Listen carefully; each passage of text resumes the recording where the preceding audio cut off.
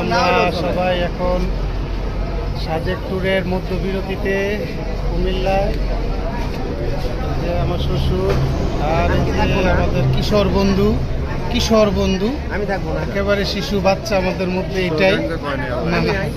এই যে আছে আমাদের আনন্দ। আমার শ্বশুর যে বিল দিছে এটা প্রমাণ রাখতেছি, তোমরা আইতে পারো। পলাশের বিল দেয় নাই,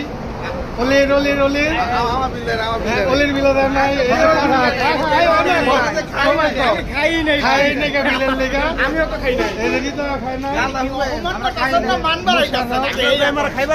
কিন্তু আমরা একটা জিনিসই জানতে চাই, সেটা হইলো শ্বশুর কারো বিল দিছে কারো বিল দেয় নাই, কি কারণ?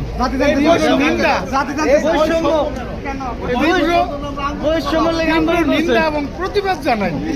হ্যাঁ, ঠিক আছে, জুতাকে গুয়ো ফলাইবেন পরে